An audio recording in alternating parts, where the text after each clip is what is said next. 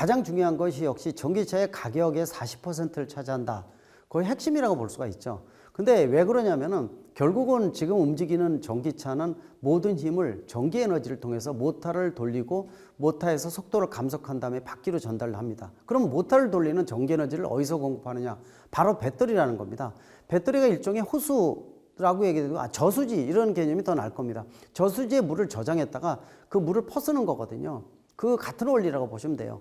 그러니까 배터리의 성능이 얼마큼 좋느냐에 따라서 여기에 충전시키는 전기 에너지를 얼마큼 충전시키느냐. 그리고 한번 충전시켜서 갈 수 있는 거리를 우리가 일충전 거리라고 그럽니다. 근데 충전 횟수가 많으면은 시간도 많이 걸리지만은 충전기도 필요하고 그러한 장소를 찾아가야 되니까 불편하거든요. 따라서 한번 충전시켜서 갈 수 있는 일충전 거리가 길면 길수록 좋아지겠죠. 그래서 지금 현재로서는 기능이 좋은 전기차가 400km에서 500km 사이라고 보시면 돼요. 물론 차가 적으면 배터리가 적게 실으니까 용량이 적겠죠.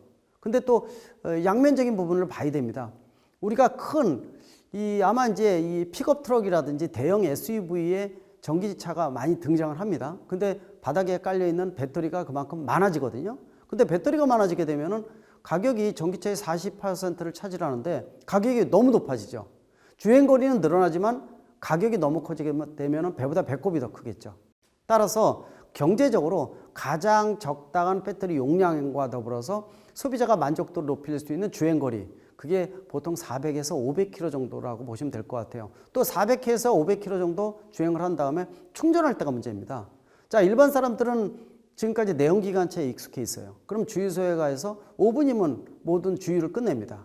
5분 넘어가면 몸이 근질근질한 거죠. 못 견디는 겁니다. 지금 현재 이 전기차에 충전시킬 수 있는 급속 충전기가 굉장히 오래 걸려요. 18분 정도가 걸립니다. 18분 동안 급속 충전을 하더라도 이 전체 배터리 용량의 80%뿐이 충전을 못해요.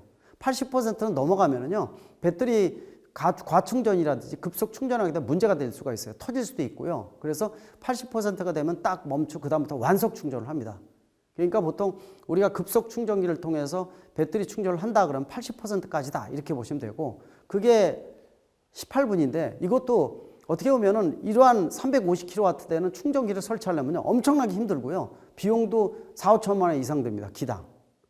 그러니까 지금 실질적으로는 50kW짜리거든요. 이걸로 충전시키면은 보통 30분에서 1시간 충전한다고 보시면 되니까, 자, 5분에서 30분, 1시간 기다린다. 알리 죽는 게 낫습니다. 그죠? 주유소 가서 커피 마시고 놀다가 충전됐는지 확인하고 가야 돼요. 그리고 뒤에 한 세 대 앞에 서 있다. 그러면 한 대당 30분 따지면은요, 내가 네 번째다. 2시간 기다리는 거죠. 알리 죽는 게 낫죠. 그러려면 차를 들고 뛰는 게 낫습니다. 아니면 버린다든지. 그래서 내연기관차를 아직도 좋아하는 거고요.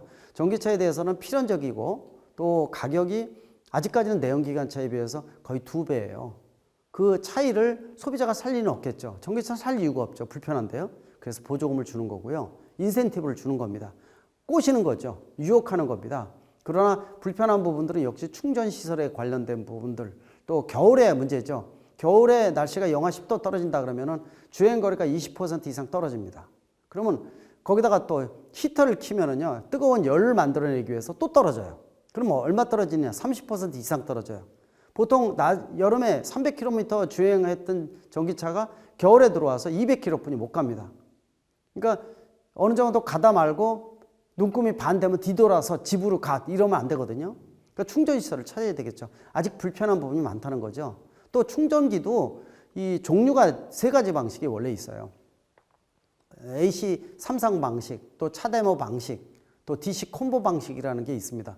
그래서 내게 맞는 충전기를 찾아야 됩니다. 물론 최근에 들어와서 대한민국에서 DC 콤보 타입 1이라는 모델로 정리가 되면서 어느 정도 정리가 돼가고 있습니다. 이제 그런 부분들은 좀 편하게 되겠죠. 그러나 중국은 전 세계 전기차 시장의 40%를 차지하다 보니까요. 중국은 나를 따르라. 중국에서 차 팔려면 우리 모델을 따르라 라고 해서 중국은 별도의 충전 방식입니다. 그러니까 이런 것들도 주도권 지기 위해서 굉장히 싸움을 하고 있다. 자, 미국이나 유럽에서 전기차를 아무리 잘 만들어도 심장인 배터리에 앉으면 반병신이 되는 겁니다. 그러니까 다시 말씀드리면 차가 나올 수가 없죠. 그래서 배터리를 일단 안정적으로 공급받아야 되거든요. 근데 주도권은, 자, 미중 간의 경제 갈등으로 중국을 배제시키면은 결국은 이 대한민국과 일본뿐이 없는데 일본에서 쓰는 미쓰비시는 한정적이에요. 원통형 배터리 중심으로 해서. 근데 결국 국내 배터리 3사가 주도권을 지금 움직여야 되거든요. 근데 유럽이나 미국의 제작사들이 봤을 때는 스트레스 받는 거예요. 지난 130년 동안에 차를 만들 때 자기네가 슈퍼 갑이었습니다. 그리고 밑에 하청 수직 구조였어요.